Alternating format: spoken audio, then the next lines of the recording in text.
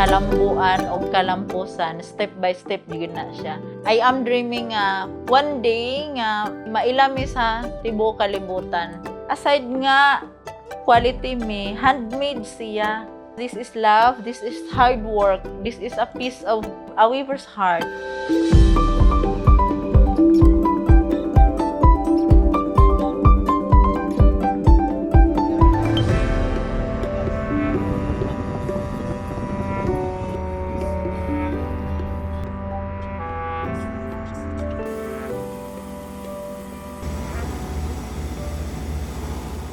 Dinagat Islands. Nestled at the northernmost part of Mindanao, this province thrives on fishing as their main livelihood. Blessed with powdery white sand, crystal clear beaches, and a peaceful community, this underrated paradise gradually makes its way to the go-to list of tourists from all over the Philippines.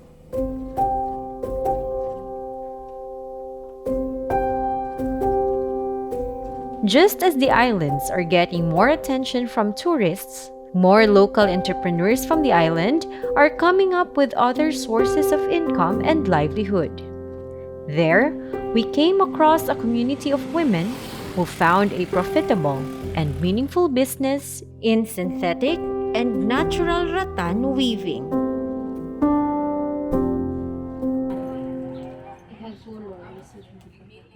Binuhat Arts and Craft are hand-woven products from our local artisans, mostly composed of women in our community.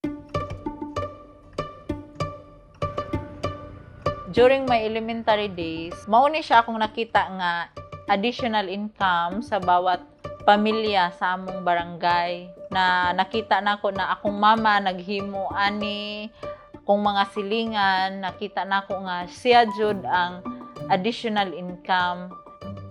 Gitudloan pud ko wave sa akong mama himo og bag na hantod nagdako ko, mao gihapon ang kong nakita nga every family nag-wave para mo income niya.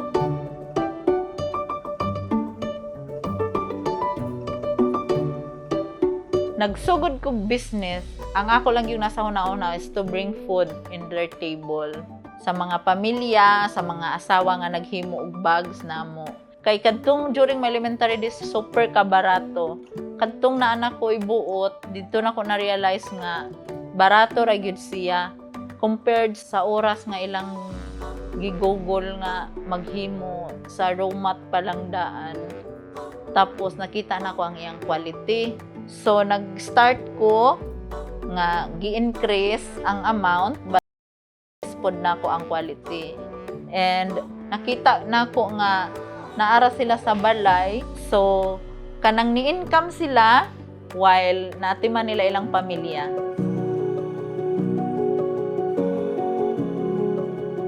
So kan pag-abot na mo dinhi 1980, ang akong trabaho sa una sir, naghimo pa jud ko og banig. Tapos naa may grupo pod sa gitawag og Women's League sa unang panahon. Nagtudlo ang usa sa amo na paghimo mi ani. So dito ko nagsugod 1980. Tapos dili pa kaayo kusog, ug barato pa. Og mao po'y nakatabang sa amo ang panginabuhi sa ako ang bana kay kuan ra bay akong bana sa una sir, nagdala pa siya og lansa sa una. Tapos ginagnira ko ang sildo. Tapos dili pa jud mi na-improve sir, kay wala pa'y nakatudlo na mo pag-training na mahimo ming quality. Wala pa, amo-amo pa lang jud to. Nga mga product, ibiyahe sa gawas. Mga Pagadian ra, Davao, anak pa. So hinay pa jud.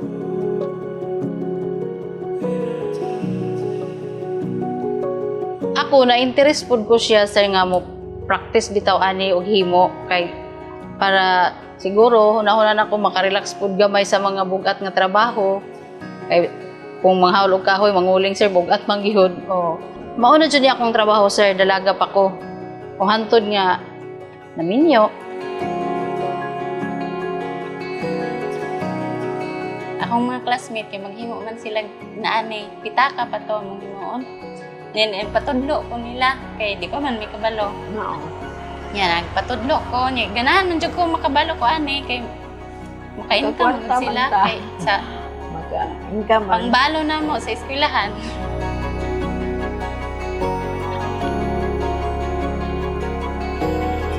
Parehan ako ato nga time na ako'y roommates, akong ipahimo sa iyaha og product, bali nang nahimutang labor lang siya nako. Ang iyarang hago akong gibayaran gumikan kay barato kaayo. Unlike karon, wala nay labor. Sila na tanan nag-wave, sila na nag-provide og roommates. Abali ako na ilang direct buyer.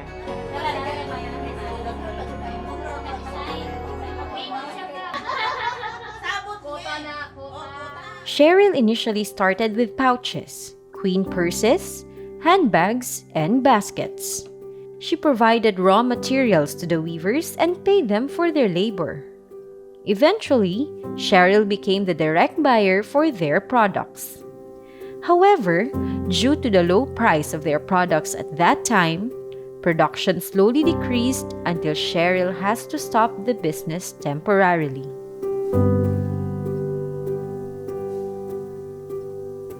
Niagi gani kog na zero gyud siya sir, as in nawala siya tungod gumikan kay super kabarato ang among products.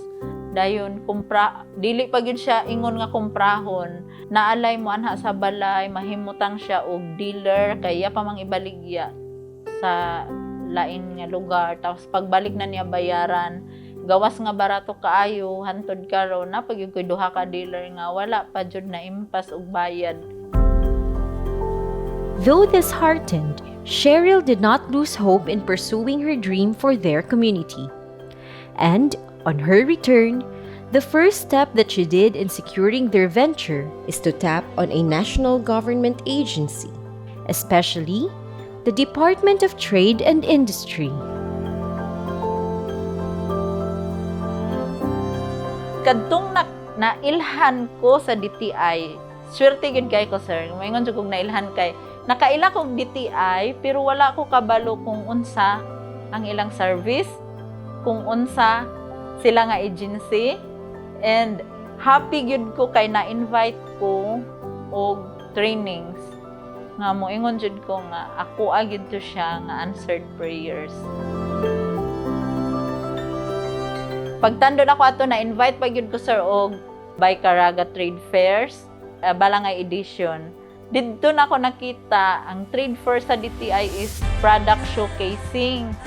Gidala na ako ang mga products nga locally made from Dinagat Islands.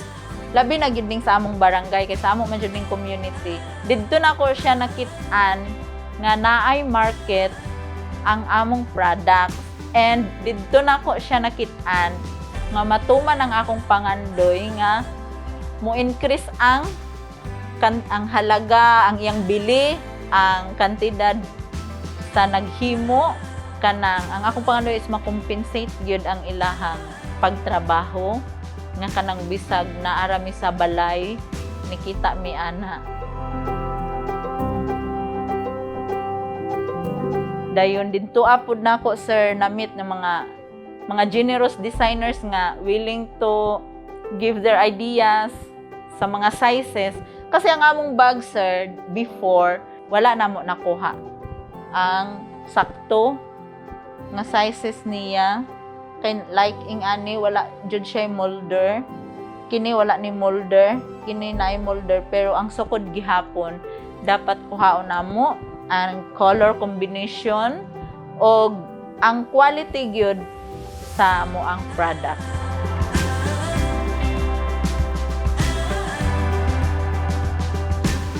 The Magna Carta for MSMEs mandates DTI to develop or help existing MSMEs. So that's why we are here helping our MSMEs. And we know for a fact that more than 90% of our businesses here in the Philippines are classified under the micro and small enterprises. So that's why more efforts are being geared towards helping this particular sector.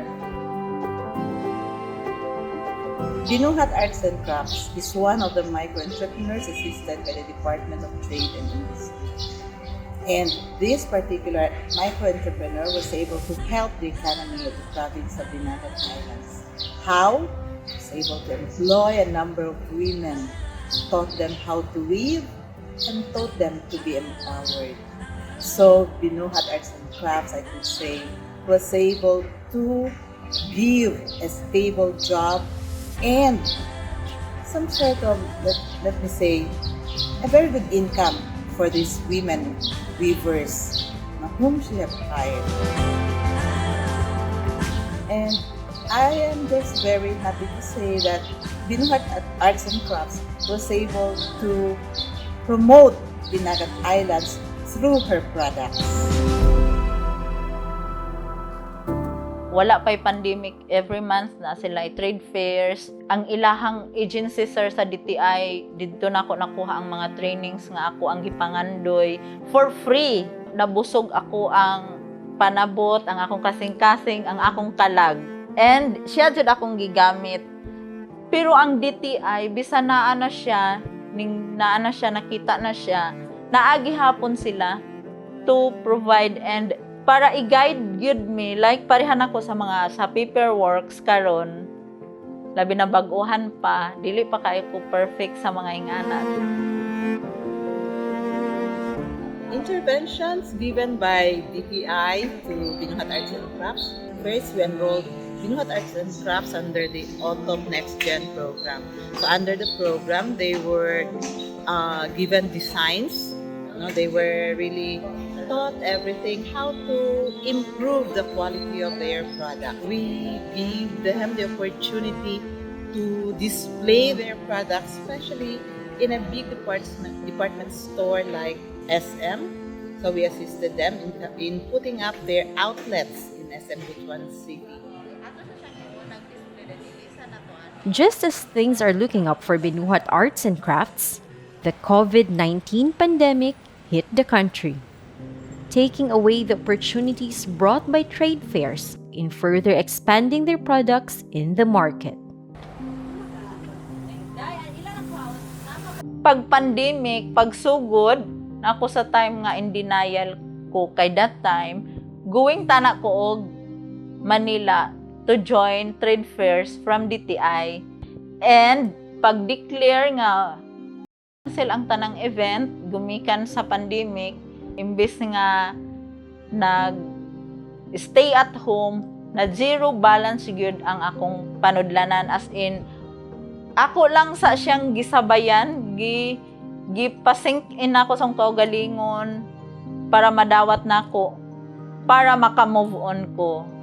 Gigamit na ako siya nga time para tunan ako ang katong mga natunan ako sa kapatid mentor me program. Salamat pud kaayo sa DTI kay bisag nag-pandemic sir, gina-inform gihapon ko nila, gina-invite gihapon ko nila og online nga trainings.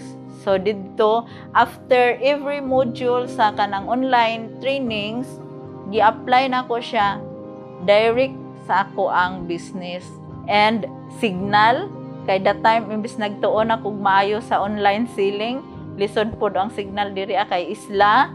Na-orderan gihapon ko sir sa mga online trade fairs. Ang una jud na kong customer na sir, di ko malimot, si Ma'am Dulce, taga Bislig, Surigao del Sur. Di jud ko makalimot niya sir kay pandemic na nga time, nagpada jud siya og bayad bisan nagingon ko nga we cannot ship kay sirado ang mga shipping and cargo agency that time. Kung pwede lang yun sir, katong nadawat na ko nga amount, i-keep na ko kay first 1 month to siya, sales during pandemic. Parang in a struggle time na ako'y grasya, gusto na ko siya nga i-keep, pero dili na ko kaya kay kabaw ko, wala ko'y laing magamit nga ibayad na ko sa weavers. Kay cash man, naningkamot ko sir nga makash na ko sila. Hantod karon always ko naningkamot kay naman siya time nga dili pag yun automatic nga mahatag day na ko. So nahatag na ko siya sa weavers, kadto ang sinugdanan nga makayon ko nakapuhunan ko, naka-rolling ko, luyo sa mga tabang sa DTI, nakabaro gihapon mi.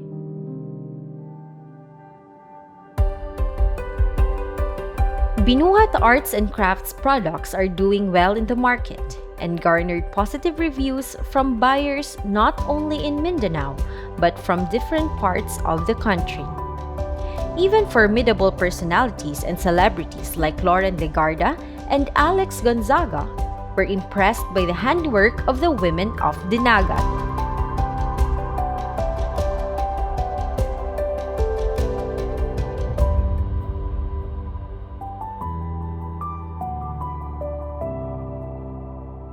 But, yet again, they were met with another challenge.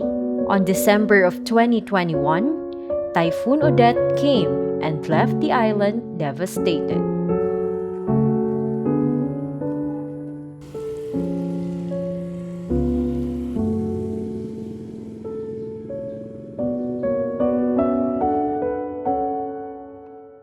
During sa Bagyo, diha ko sa utop, ang mga weavers sir na adjud sila bag nga nadatugan og hollow blocks, napalid sa hangin, naguba as in naguba gyud. Unya kanang finish na tana siya, ang uban hapit na mahuman, and wala ko'y makuha og products kay ang tanan nagmagulanon, and didto ko naka-realize nga dili pwedeng mawala ang utok ug dili pod pwede nga maundang mi gumikan lang sa Bagyo. Pag agi sa audit sir ang amo ang product, kaingon akong mga daot na, kaingon akong maundang na, pero kaloy sa Diyos kanang gi-encourage mi ni madam nga dili jud maundang ang product kay naaramang gihapon siya. Ingon niya maora jud na iyang ikatabang sa amo nga magwibra gyud mi permi. Abi na mo pag human sa Bagyo wala na kay nangaguba ba yan na naging order ani so yun siya padayon na jud maghimo day ay sus nangilang yung kuan kay nahurot jud ang atop sir.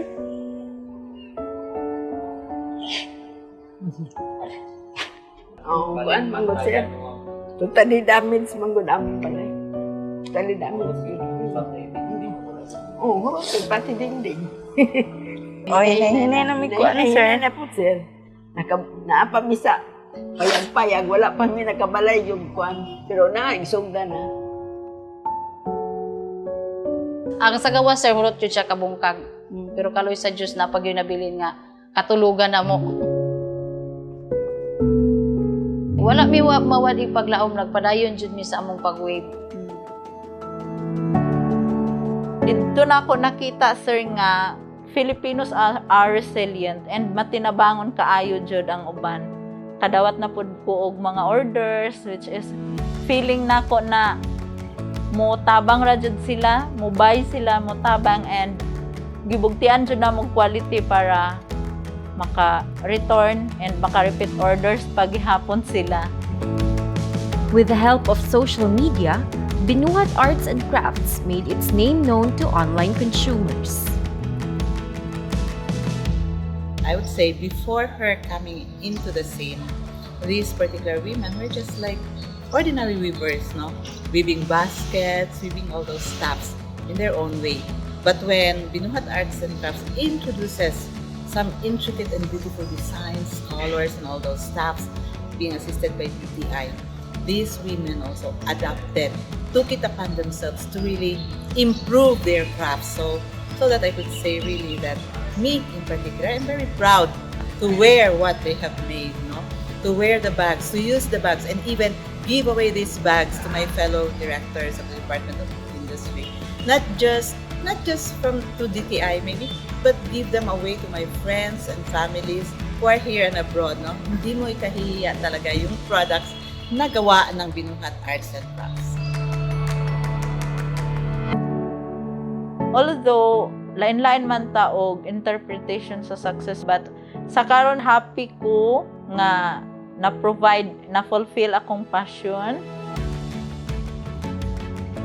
Tapos kadtong kang Ma'am Lauren Legarda, proud kay ko nga nahawiran niya ang hago because this is hard work, love, and a heart of a weaver.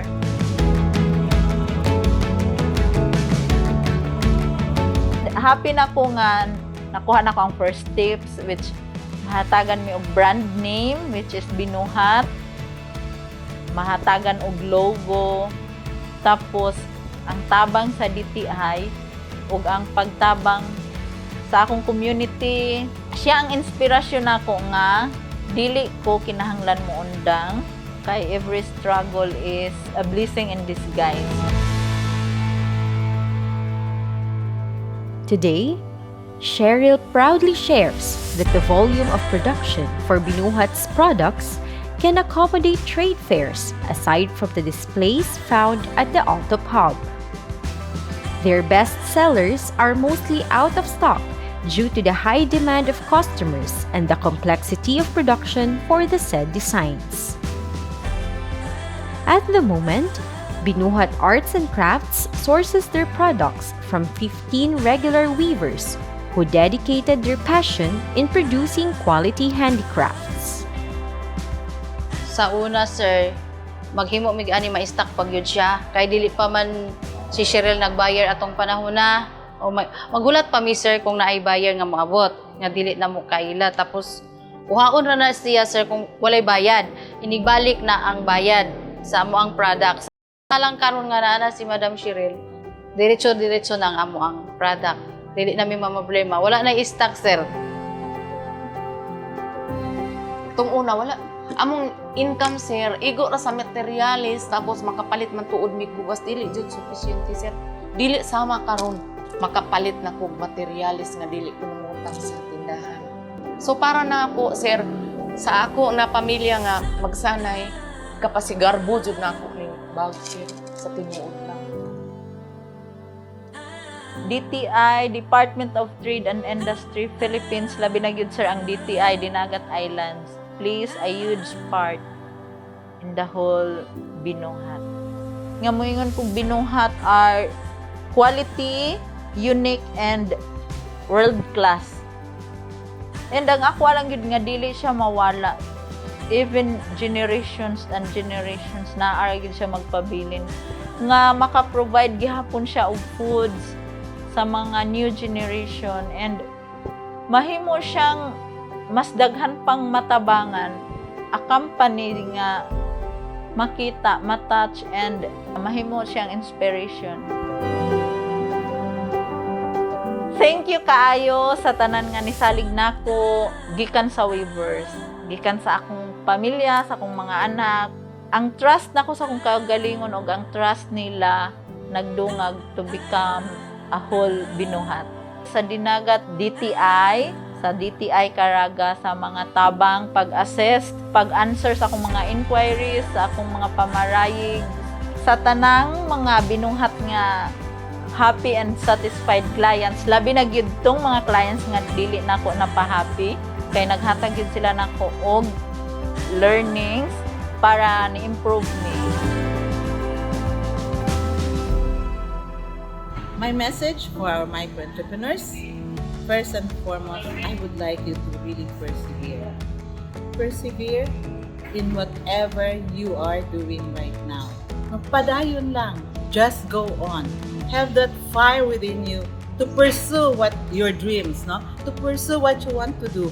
Perseverance is really one good quality for an entrepreneur. Try to innovate in whatever you do. Lastly, to be an entrepreneur, you have to be a risk taker.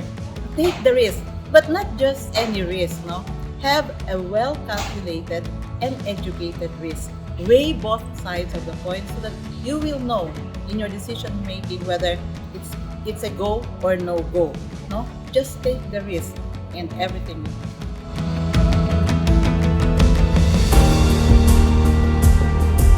Binuhat Arts and Craft changed my life. Dito po ako naging buo. Dinhin ako na-feed and na-fulfill ang akong passion. Diyos nun man ko, pero karon ko mas hingpit salig ug nakaila niya. Mo extend gyud og mo show gyud og kindness. Diha na ko siya na exercise. Sa tanan nga entrepreneurs, parihan ako sa tanan nga nag-struggle karon sa ilahang business, sa tanan nga mga batan-on, sa tanan nga mga nangandoy, Karon bisan wala pa kay business, gusto na kong iingon nga pangandoy lang yun. Mangandoy, mulaom ug mosalig sa Ginoo. Kung di ka kabalo unsay imong unang buhaton, I suggest you na please visit to the nearest DTI office kung asa ka karon. Please wag lang pong mawala ng pag-asa. Yun lang po ang meron tayo na hindi pwedeng makuha ng iba, na kaya mong bitbitin kahit wala kang pera.